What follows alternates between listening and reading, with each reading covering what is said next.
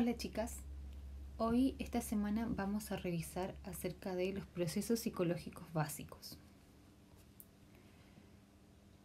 Hay teorías que dicen que los procesos psicológicos básicos son, son 8 o son 3, pero esta vez vamos a revisar 5. De todas formas intenté hacer un buen resumen de todo porque igual es mucha información, pero intenté buscar como lo más atingente a su tema. De todas formas, si necesitan más información, siempre pueden buscar en el libro que les voy a dejar en su platea. Vamos a partir entonces con la percepción. En una rápida definición, el proceso de percepción puede definirse como la forma en que son interpretados los estímulos que son recibidos del exterior por medio de los sentidos. Sin embargo, a pesar de que parece muy clara y sencilla esta definición, quedan dentro de ella múltiples preguntas, porque es un hecho que un mismo estímulo puede ser interpretado de muchas y diferentes maneras, como el dibujito este. Así pues, toda percepción presenta cierto grado de ambigüedad, dice Tornay. El proceso perceptivo consiste en buena medida en decidir cuál de las diferentes interpretaciones de cierto estímulo es la más adecuada en cada caso concreto. Entendemos así entonces que la percepción es muy subjetiva, pero hay diferentes enfoques teóricos y cada uno da una definición distinta, porque existe una gran variedad de formas de abarcar la cuestión de la percepción. Así que cada uno de los autores desde sus marcos teóricos de referencia dan cuenta de este proceso. Este hecho enmarca la dificultad de lo que significa la percepción. Para el enfoque empirista, la percepción son los estímulos que los sentidos captan para ser interpretados desde la experiencia y aprendizajes previos. Para los conductuales, es el simple registro de estímulos externos por medio de nuestros sentidos. Recordemos cómo eran los conductistas, ¿cierto? Para la psicofísica, son las cuantificaciones de las respuestas físicas ante estímulos diversos. Para el enfoque de la Gestalt, es la recepción de información ya integrada, total, que se interpreta por leyes de agrupación. Para el enfoque cognitivo, es la interpretación activa de estímulos desde la cognición. Para el enfoque de procesamiento de la información, es el procesamiento de la información en un sistema que interactúa con la atención y la memoria. Para el enfoque gibsoniano, es la riqueza de estímulos sensoriales que se perciben directamente, o sea, el estímulo en sí ya es rico en todo lo que tiene que ver con lo sensoriomotor o lo sensorial. El enfoque computacional dice que es la riqueza de estímulos en conjunto con los sistemas sensoriales desde una visión física orgánica. Y el psicoanálisis dice que es un proceso de defensa subjetiva frente al entorno permeado o intervenido por el inconsciente. Entonces, en el fondo, ¿cuál de todas estas definiciones es la acertada, por cierto? Todas tienen un poco y la percepción es un poco de cada una. Entonces, es importante que quizás entendamos que todo lo que es, en cuanto es bello, y que la belleza no está en las cosas, sino que en el ojo de quien las mira. Y eso nos ayuda a entender también esto que yo les decía antes, de que la percepción también es muy subjetiva, que depende de quién lo mire, cómo lo mire, para realmente tener esa percepción o ese enfoque de cada cosa, de cada momento o cada situación. Yo creo que a ustedes también siempre les pasa. Bien, vamos a revisar entonces las modalidades perceptivas, porque como les había dicho antes, la percepción capta todo lo que tiene que ver con lo sensorial. Entonces aparece todo lo que tiene que ver con los sentidos. Partimos por la modalidad visual. Al hablar de la percepción visual, bueno, no es un tema sencillo. De hecho, es uno de los temas más trabajados y más complejos. Debido a esta complejidad y a la diversidad de temas que implica, Solamente voy a hablarles del proceso perceptivo en sentidos de patrones visuales, distancia y tamaño, que es como lo más básico. Para comprender la visión de una forma sencilla y abreviada, tienes que imaginar una cámara fotográfica. Por supuesto que la cámara fotográfica fue inventada pensando en el ojo humano, ¿cierto? Al igual que la cámara, el sistema visual tiene que percibir un estímulo, que es enfocado por la retina, siendo entonces el enfoque una parte muy importante en el proceso de la visión. Y para que tengamos una visión correcta es indispensable tener energía luminosa que el ojo humano pueda captar y un sistema visual sano, ¿cierto? Pero no solamente eso, también necesitamos que existan bordes, porque se necesita que cada forma tenga borde, porque si no, no habría posibilidad más que de ver un campo visual gris. Un campo visual sin bordes produce ceguera. También es importante que haya inhibición lateral, o sea que el sistema visual está diseñado de tal forma que se perciba de forma mucho más clara los bordes y el cambio en el tiempo, porque el ojo tiene movimientos involuntarios mínimos, así que no se pueden percibir. Pero sin estos movimientos los bordes dejan de percibirse, entonces ocurre ceguera.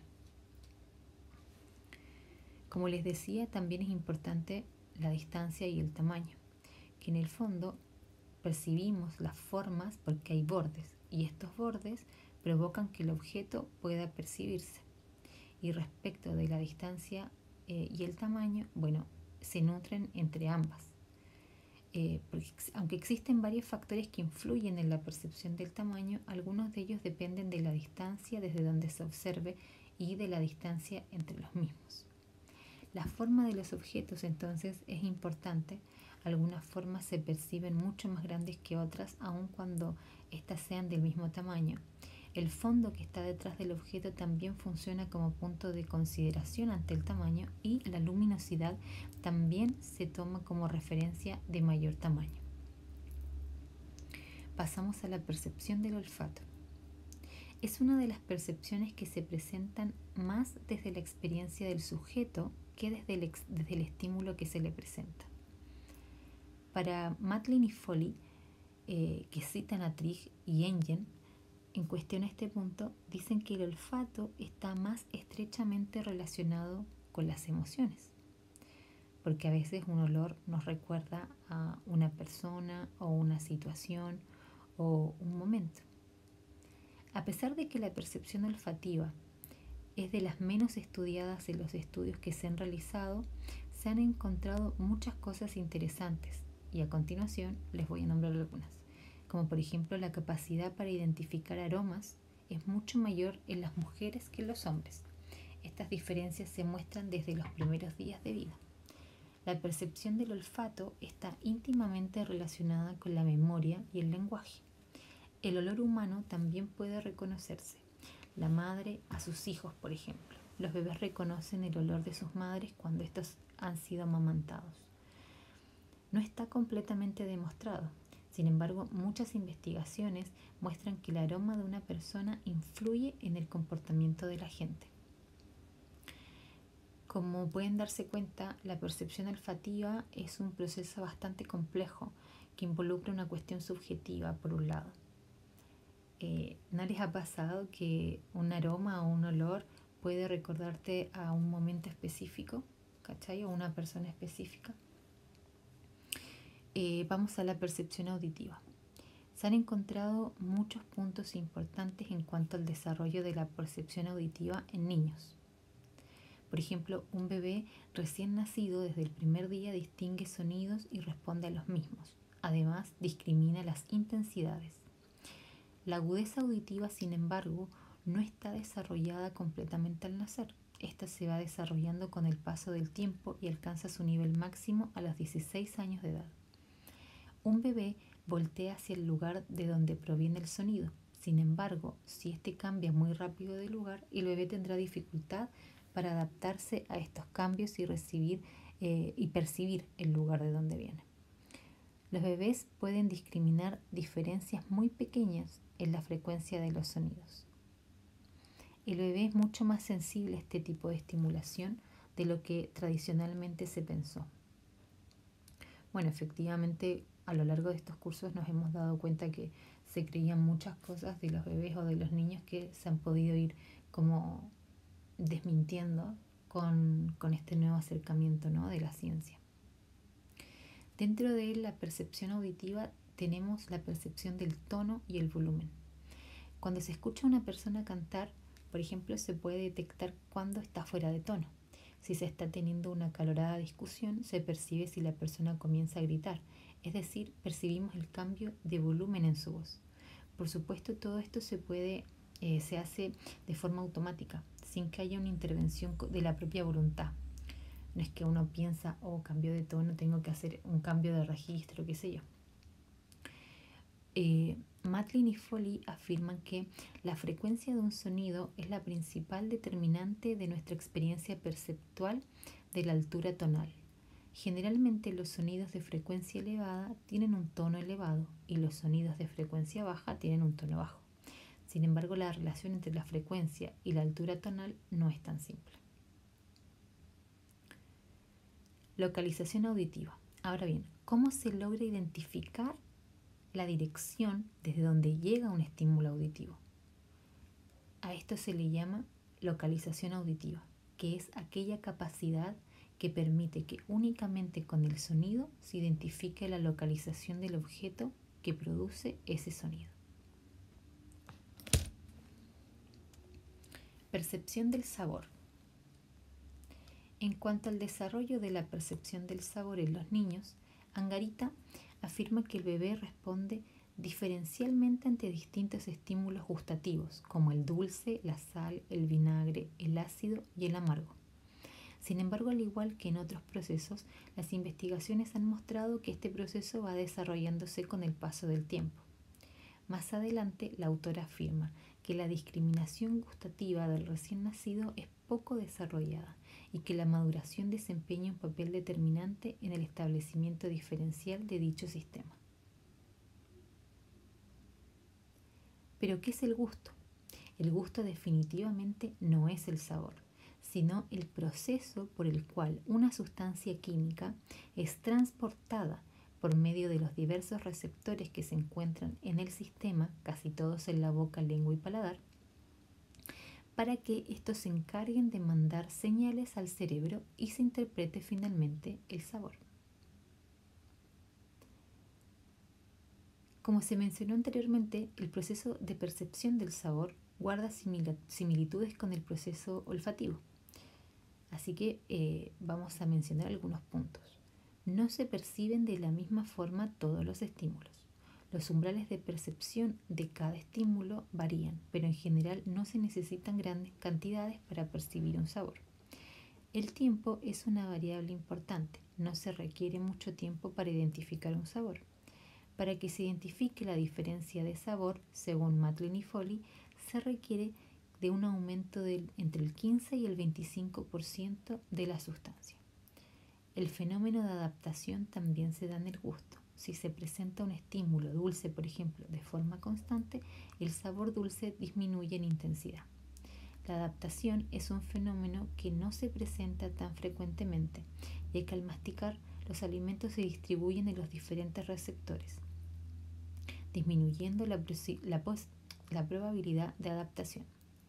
Existe otro fenómeno que se denomina potenciación cruzada, el cual permite que disminuya la percepción de un sabor, pero aumente la percepción de otro. Este fenómeno apoya la idea de los 4 sabores.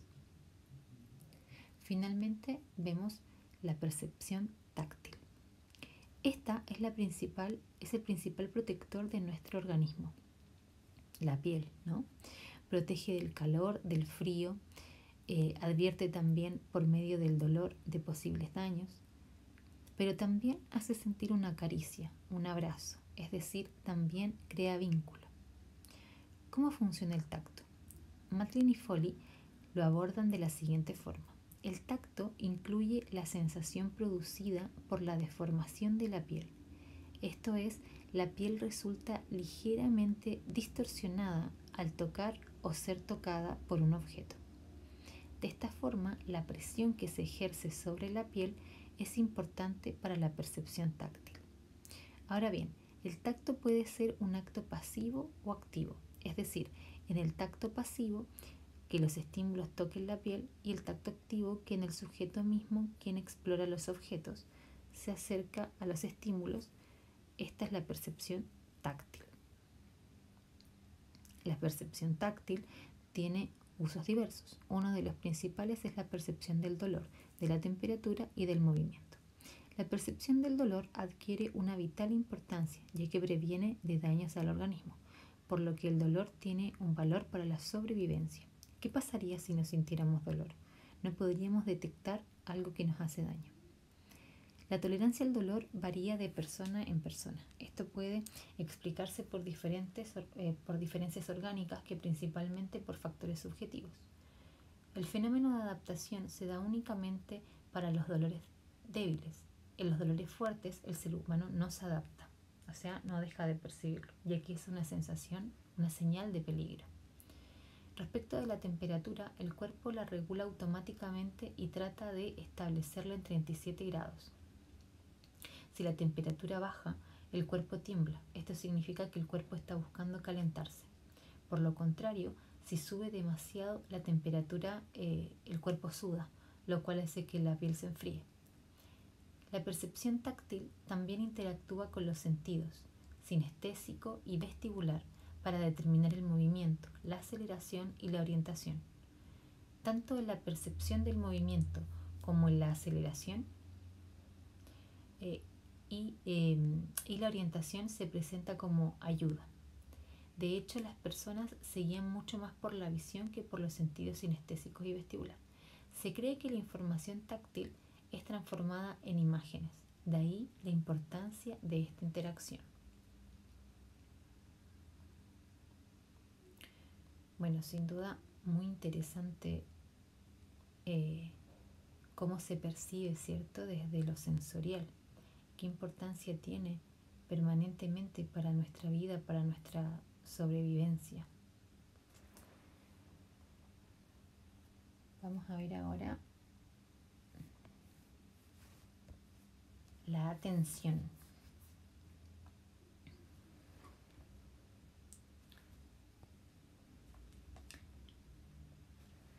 Para Gómez, la atención es el organizador de la mente, que sosteniéndose en la percepción y en los sistemas de memoria y respuesta, selecciona la información que llega del exterior para construir una experiencia psicológica y, de acuerdo a esta, llevar a cabo una acción. Para Luria, la atención es el proceso selectivo de la información necesaria, la consolidación de los programas de acción elegible y el mantenimiento de un control permanente sobre el curso de los mismos. Sin la atención no sería posible aprender, o sea, el aprender con la H en el medio es como tomar, como absorber el mundo en el que se vive. No podría organizarse en pensamientos estructurados y ordenados. Finalmente, la atención es como un filtro, ¿no? Pero ¿cuáles son los determinantes de la atención? Existen determinantes externos y determinantes internos. ¿Qué determina que se presta atención a un estímulo? Según los determinantes externos, son las características mismas del estímulo, es decir, las características de los objetos o situaciones que se perciben van a determinar que el sujeto atienda a ellas predominantemente. La característica del estímulo son agrupadas por Luria en intensidad y novedad. La intensidad está relacionada con la fuerza de un estímulo en comparación con otros estímulos. Es decir, si uno de los estímulos se destaca frente a otros, este será el que domine en la atención. Por ejemplo, si un color es más llamativo que el resto o si un sonido es mucho más fuerte. La novedad de un estímulo, en cambio, está relacionada con la diferencia de este con otros. Es decir, cuando dentro de una serie de estímulos surge uno completamente nuevo, entonces destacará. Tanto la intensidad como la novedad son factores que determinan el sentido y el volumen de la atención y están íntimamente relacionados con los estímulos del entorno, pero se necesita también para pensar el proceso atencional saber lo que acontece con el sujeto. Entonces pasamos a los determinantes internos. Si bien puede hablarse de una especie de instinto que provocará que un sujeto centre su atención en determinado estímulo, es decir, si tiene hambre, por ejemplo, centrará su atención en los aromas de los alimentos o un comercial de comida. Entonces Luria da dos ejemplos. El hombre que se interesa por el deporte, entre toda la información que llega, destaca la que se refiere a un partido de fútbol, mientras que el que se haya interesado por las novedades de la radiotécnica presta atención a los libros de la estantería relacionados justamente con esa materia. Luria concluye que la atención está orientada por la estructura psicológica de la actividad. Pero finalmente, los determinantes externos e internos están directamente relacionados. Se mueven en conjunto, no están separados el uno del otro. Pasamos a los tipos de atención. Luria nombra dos tipos de atención, la voluntaria y la involuntaria. Sin embargo, hay autores que incluyen la atención, un montón de otros tipos de atenciones como las que podemos ver acá y las vamos a resumir brevemente. La atención involuntaria es aquella que sucede cuando un estímulo, por su fuerza, captura nuestra atención. Ejemplo de esto es cuando estamos en silencio y un fuerte sonido hace que la persona gire su cabeza hacia donde proviene el ruido. La atención voluntaria, por otro lado, es cuando una persona puede prestar atención a un determinado objeto u objetos si lo desea por su propia voluntad.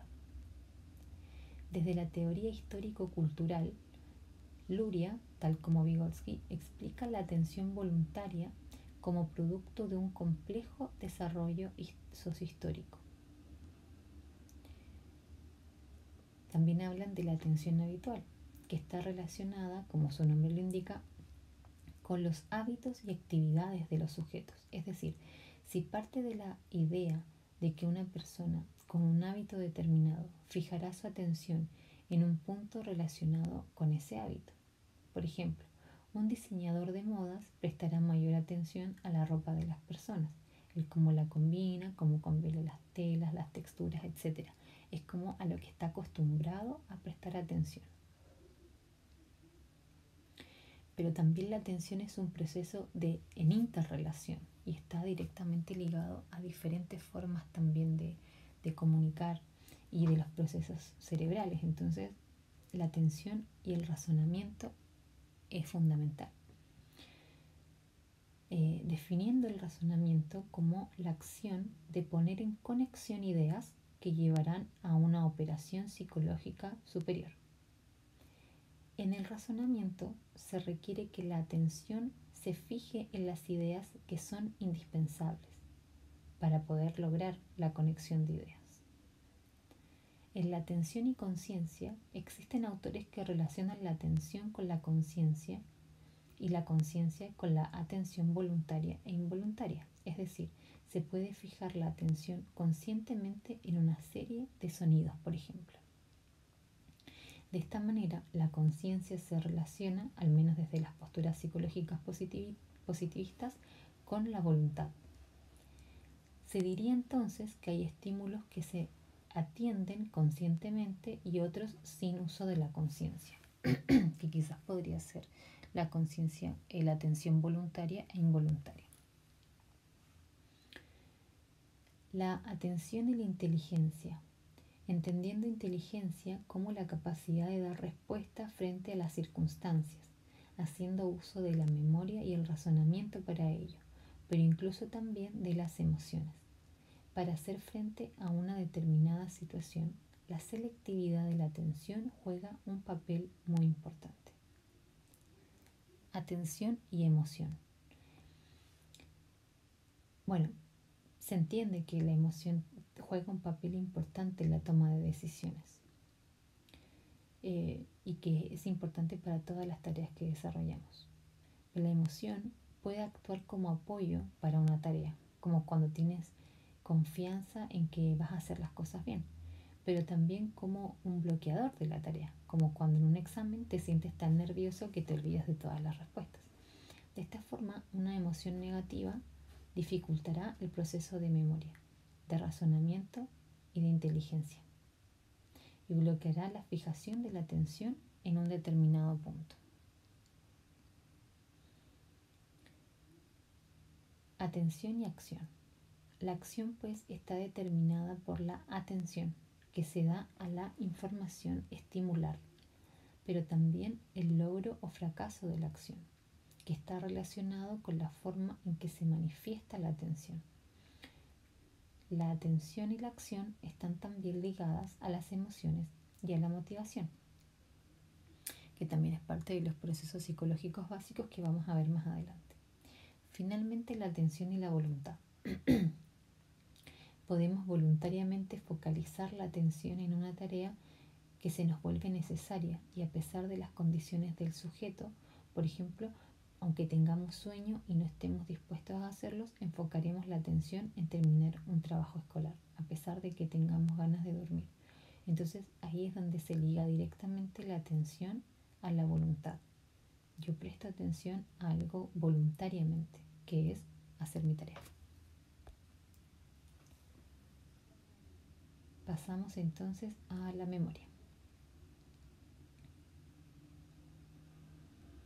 Recuerde que si tienen dudas siempre las podemos revisar posterior a este video.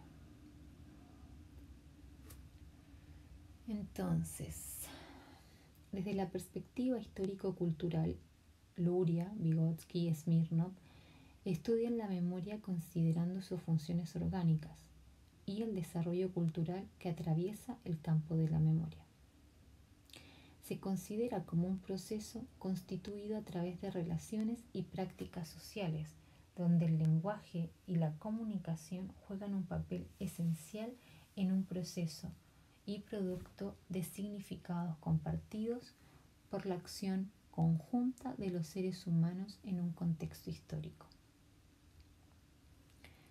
Para las posturas cognitivas, la memoria está fuertemente ligada con el desarrollo genético del sujeto. Esto es parte de la teoría de Piaget, evolucionando hacia una forma de equilibrio del individuo relacionado con el desarrollo de sus fuerzas cognitivas. La memoria depende de las formas de organización de la actividad mental. Piaget define la memoria como la conservación de todo lo adquirido en el pasado mediante el aprendizaje y la percepción, convertido en un esquema. El esquema se forma con los hábitos y las operaciones superiores.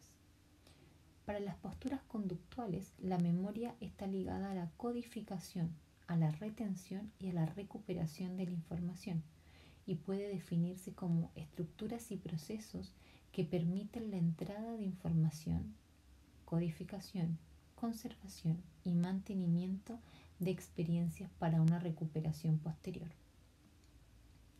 La postura cognitiva también da una especial importancia a la codificación, a la retención y la recuperación de la información. La codificación es el proceso por el que la información física captada por los sentidos es transformada en una representación para la memoria, formando códigos de memoria. La retención es la obtención por parte de estos códigos de memoria de un lugar en el sistema anémico y la recuperación en el acceso de esta información. La postura psicoanalítica dista mucho de las posturas anteriores, diciendo que la memoria es campo de construcción, que está siempre ligada a la ficción, ya que al narrar los sucesos acontecidos ya se está dando una interpretación de que se vivió. el psicoanalista siempre es mucho más subjetivo, por cierto, que tiene que ver con la historia propia de cada persona que recuerda. Por eso los libros de historia son subjetivos, se cuenta desde la percepción de quien lo escribe.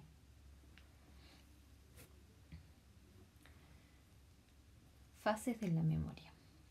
Codificación.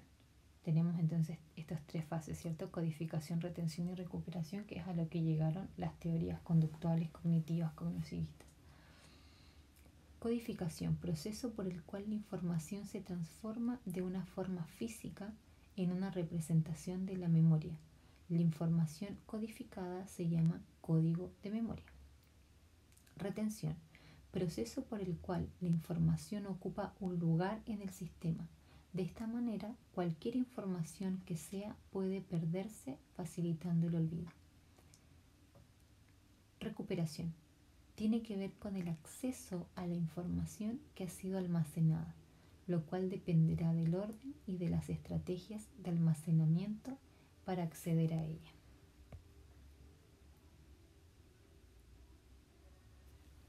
Tipos de memoria. Memoria sensorial. Este tipo de memoria tiene momentáneamente estímulos del mundo exterior. Toda información que estamos percibiendo entra a través de los sentidos, vista, tacto, oído, etc. Se dice que el recuerdo es muy vívido cuando están los sentidos muy alerta a las percepciones en el momento, pues a veces solo se tienen recuerdos parciales como olores, percepciones o incluso a veces como emociones nomás, sin darle ningún concepto. Memoria de trabajo. La memoria de trabajo es también llamada la memoria a corto plazo. Puede ser definida desde diferentes visiones. Para Santiago y Gómez, la memoria de trabajo es el conjunto de símbolos activos en un momento determinado a los que estamos prestando atención y que por tanto podemos manipular bajo control voluntario. Desde esta definición pueden establecerse diferencias con la memoria sensorial. Por un lado, la voluntad y la manipulación, es decir, la memoria de trabajo está relacionada con una participación activa y consciente por parte del sujeto, pero tiene otras características. Autores como González, Mendoza, Arzate y Cabrera agregan otros puntos importantes para la comprensión de la memoria de trabajo. En el almacén a corto plazo, se estudia no solo el almacenamiento, sino también la búsqueda y las estrategias de recuperación empleadas por el sujeto. La información en este almacén excede la capacidad de repaso, por lo que la información se desvanece rápidamente. Por tanto, la búsqueda de un dato particular debe realizarse con gran velocidad, porque es a corto plazo, entonces se pierde rápido, dura poquito. La memoria de trabajo tiene una fuerte conexión con el sistema sensorial, así como con la información que toma directo de la memoria a largo plazo. De este modo, la memoria de trabajo adquiere sus contenidos directo de las sensaciones y de recuerdos almacenados de tiempo atrás. Es así como la memoria de trabajo hace uso de las sensaciones, o sea, los estímulos externos, para codificarlas y hacer uso de ellas de forma inmediata, por medio del repaso de la información. Entonces la memoria de trabajo de corto plazo toma lo que adquiere de las sensaciones o de lo que está en la memoria de largo plazo. Es como un intermedio, ¿ya? ¿Y qué es la memoria de largo plazo? Es el sistema de almacenamiento de información y se debe entender como un conjunto complejo de sistemas especializados en adquirir, representar y recuperar distintos tipos de información. Estos sistemas de memoria a largo plazo interactúan estrechamente para producir una conducta integrada y unitaria, lo que hace que las distinciones entre ellos sean muchas veces borrosas y difíciles de establecer.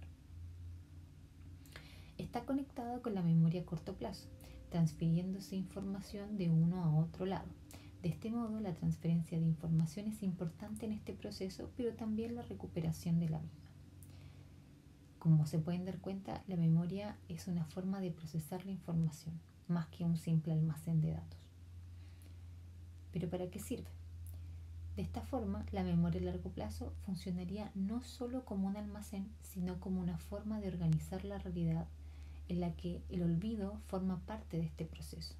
El olvido también es necesario, porque si, imagínense que pudiésemos recordar absolutamente todo. Se organiza la realidad de un sujeto desde sus vivencias, sus experiencias y el cómo las recuerda. La memoria entonces nos permite percibir la realidad y formar un recuerdo de ellas, los colores, las formas, las texturas, los aromas, mismos que se integran a toda la experiencia para recordarlo, no por partes, sino como un todo integrado. Memoria de largo plazo y aprendizaje, muy importante para nuestro tema. Para comprender la relación de la memoria a largo plazo con el aprendizaje, es necesario considerar a la memoria misma como un proceso cognitivo, involucrado con el aprendizaje y, por supuesto, con el conocimiento. Y con el conocimiento semántico, que también es conocido como memoria semántica. Y son todos aquellos conocimientos de los que disponemos y utilizamos sin saber en qué contexto o situación de aprendizaje concreta fueron adquiridos. O sea, son cosas que siempre hemos sabido. Todos estos conocimientos que son adquiridos durante la vida de una persona, en la educación formal y en la vida cotidiana, que forman y conforman creencias, ideologías, pensamientos y en general ordenan nuestra concepción del mundo físico y social. También el conocimiento procedimental, un conocimiento fundamentalmente práctico acerca de cómo se hacen los movimientos que se necesitan en una tarea y cómo se utiliza la información sensorial para controlar estos movimientos en esta tarea. Como por ejemplo caminar, como por ejemplo lavarse las manos o esquivar un obstáculo o correr. Esto quiere decir que el conocimiento procedimental se toma automático. Una clave importante de la memoria procedimental es que éste se adquiere con la práctica. Es decir, la teoría transmitida por el lenguaje siempre queda corta para su aprendizaje efectivo. Esto se aprende a través del hacer, ¿cierto? El conocimiento episódico. Este constituye el conocimiento de qué pasó en la situación concreta de aprendizaje y cuándo ésta tuvo lugar. Entonces puede ser transmitido por el lenguaje en forma de narración de sucesos. Yo aprendí esto en tal momento, cuando justo, no sé, todos mis compañeros se levantaron de la sala, por ejemplo. Es cuando lo aprendí. Al respecto de la memoria episódica, Santiago afirma: el conocimiento episódico comparte con el semántico, que es esto de que lo aprendimos pero lo sabemos desde siempre, la posibilidad de ser transmitido mediante el lenguaje. De hecho, el conocimiento episódico constituye la base a partir de la cual se abstrae el conocimiento semántico, porque es como una línea de tiempo, ya el episódico, al aprenderse sobre lo mismo en situaciones múltiples y diferentes. La práctica produce su efecto en las habilidades perceptivo-motoras de forma independiente al conocimiento del episodio de aprendizaje.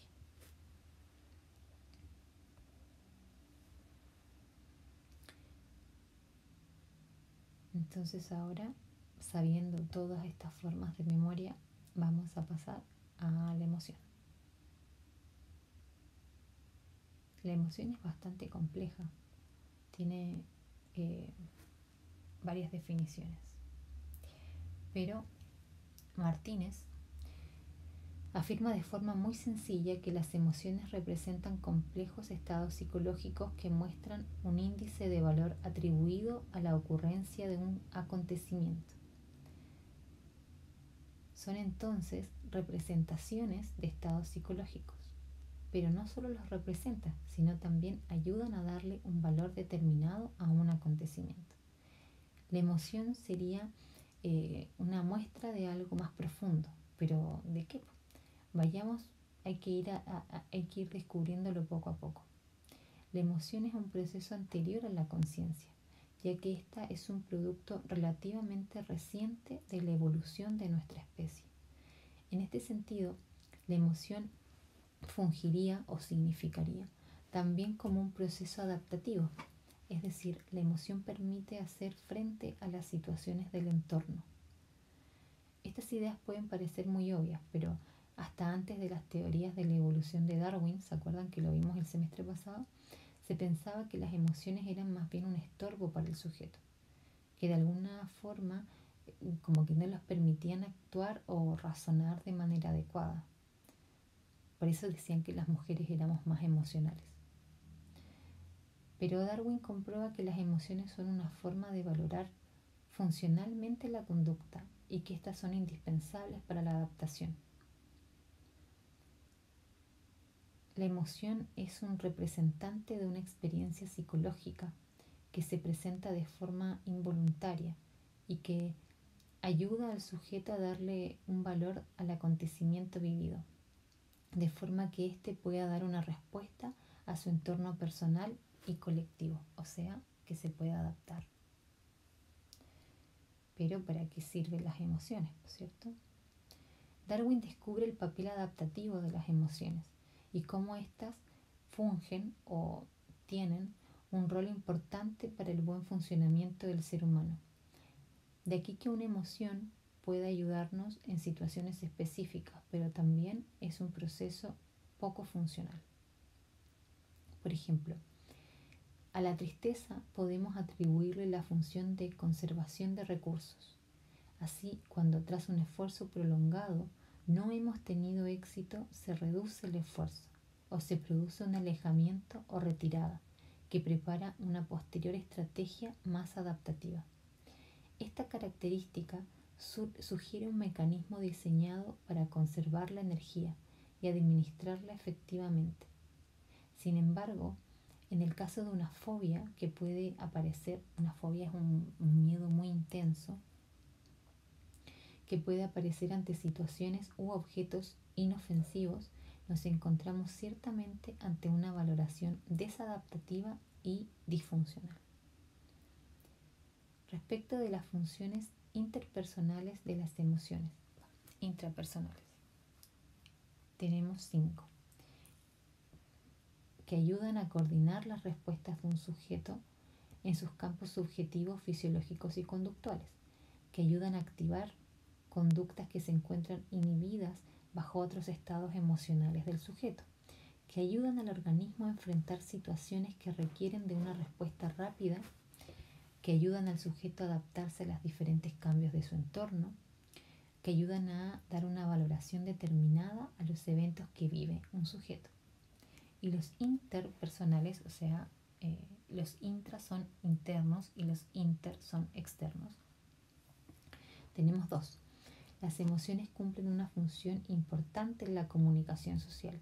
De alguna manera regulan las relaciones sociales, ya que el sujeto hace saber sus intenciones a otros controlando la expresión de sus emociones. Y la función de las emociones es también regular las relaciones sociales en torno a la posición que se ocupa frente a otras personas, sus ideas, su comportamiento, estableciendo una distancia o una cercanía con quienes exista afinidad.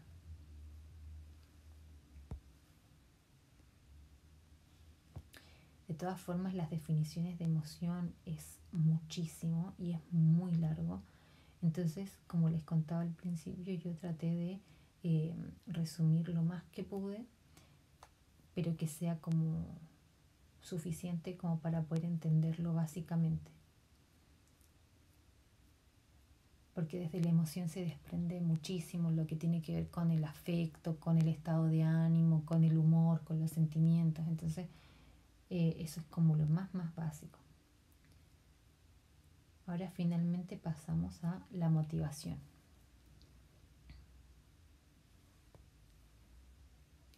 Para comprender en su totalidad a la motivación es necesario tomar en cuenta las diferencias subjetivas. O sea, hay una gran cantidad de estímulos, situaciones, objetos, personas que les son importantes a unos sujetos y a otros no. Habrá un estímulo que le sea importante a un sujeto en un momento determinado y en otro momento no sea nada. Eso quiere decir que la motivación debe ser siempre considerado desde el campo de la subjetividad. Y algo subjetivo es que es desde el sujeto, que es algo propio, ¿por cierto? y eso también tiene que ver mucho con la percepción. La motivación y sus patrones de conducta son el resultado de la relación que existe entre el sujeto y su entorno. La motivación funcionaría como un proceso interno que mueve al sujeto hacia un evento externo.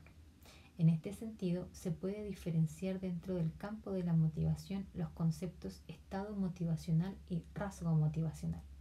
El estado motivacional es el estado dinámico momentáneo y el rasgo motivacional serían las tendencias previas a la disposición de acción. Entendemos de esta forma que la motivación es una especie de fuerza o energía que empuja a un sujeto a actuar de una determinada forma.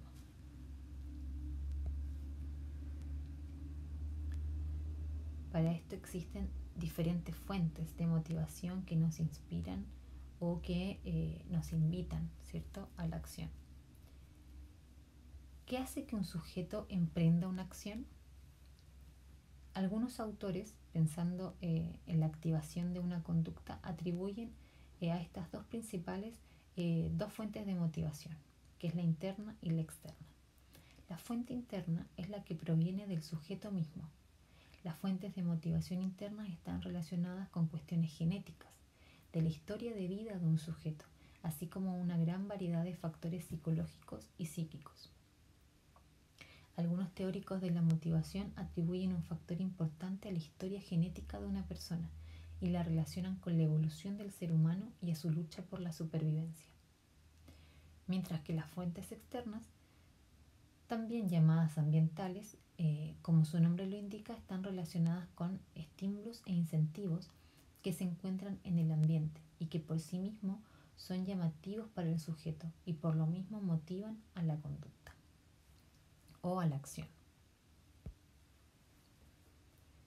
El proceso motivacional se refiere únicamente a los pasos que sigue el sujeto para la consecución de una meta.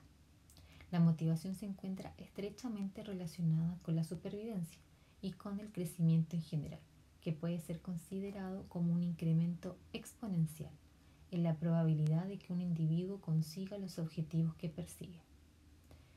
Deckers, un autor, establece estos tres procesos, digamos, que es la elección de objetivo, el dinamismo conductual y la finalización y control de la acción. Para la elección de un objetivo, el sujeto tiene que decidir cuál es el objetivo o la meta a perseguir, para que posteriormente se dedique un nivel de energía a la consecución de esta meta. Para que pueda llevarse a cabo la elección del objetivo, es importante el estímulo que causa la activación, es decir, las características mismas del estímulo, que van a ser llamativas y que serán elegidas como móviles de la acción. Este primer paso suena muy sencillo, pero requiere de la participación de otros procesos psicológicos básicos para poder llevarse a cabo, como por ejemplo la percepción y la aparición del estímulo. Si es un estímulo externo, el sujeto está localizando en la consecución de una meta específica. Si es un estímulo interno, está relacionado con la carencia del mismo o una necesidad. En la percepción de un estímulo que deberá ser procesado sensorialmente para que exista como inicio de la motivación. Después tiene que evaluarlo y valorarlo. Una vez que es percibido el estímulo, este pasará por una evaluación y valoración en términos de agrado y desagrado. Lo que le da una significación a los estímulos, y eso es clave para el proceso motivacional. Y la decisión y la elección de la meta, que es cuando se evalúa el estímulo para tomar una decisión. La decisión está relacionada con el valor que le atribuye un sujeto a un objetivo planeado. O sea, ¿cuánto quiero yo llegar a esa meta? Pasamos al dinamismo conductual, el segundo paso del proceso de la motivación. El siguiente paso es emprender las acciones determinadas para alcanzar el objetivo. O sea, ya lo seleccionamos. Ahora tenemos que movernos, ¿por cierto? Esto a partir del móvil y del incentivo. Para abordar el dinamismo conductual daremos cuenta de la activación, la dirección y la conducta instrumental. La activación es cuando se detecta la presencia de una necesidad, o sea, el organismo se activa. dirección, que está enfocada en la elección previa del objetivo y de la meta que se pretende alcanzar, o sea, para dónde voy. Y la conducta instrumental. Aquí se manifiesta la conducta que parte de la motivación por medio de una serie de instrumentos que previo análisis fueron seleccionados como las mejores para alcanzar la meta. O sea, me activo, veo para dónde voy y me muevo o hago las acciones necesarias para poder conseguir esa meta. Y finalmente la finalización y el control sobre la acción realizada, que finalmente es la expresión de los motivos básicos. Bien, partimos entonces con los motivos básicos, que se utiliza para referirse a los motivos que son comunes a prácticamente todos los seres humanos, porque han evolucionado a partir del componente genético y porque se manifiestan independientemente de las influencias sociales y culturales. Para estos motivos básicos tenemos la supervivencia, el mantenimiento de la energía, la protección y la sexualidad.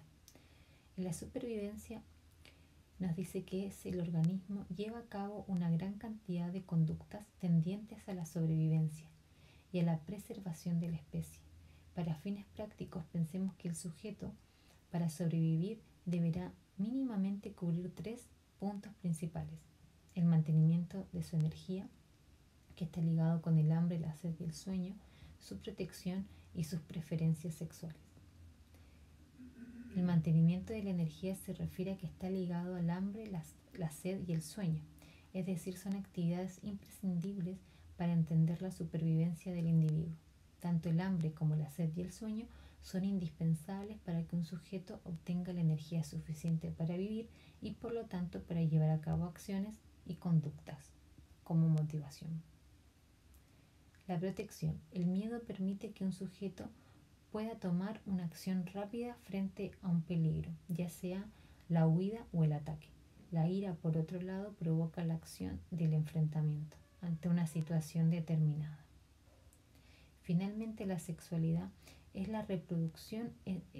La reproducción es un factor importante en todas las especies, pero existen variables de personalidad, sociales y culturales, que al menos en la especie humana aportan mucha información para comprender cómo se elige el compañero. En realidad, la sexualidad, este es como un resumen muy básico de lo que significa la sexualidad, porque tiene matices muy sociales, muy culturales, del paradigma de esta nueva actualidad, ¿cierto? Hay muchísimo. Entonces, este es como lo más básico. La sexualidad como la reproducción, ¿cierto? La reproducción del linaje o de ciertos genes que a mí me interesan reproducir. Está solamente desde el punto de vista biológico, ¿ya? Porque si entrábamos en todo lo que significa la sexualidad, no terminábamos más.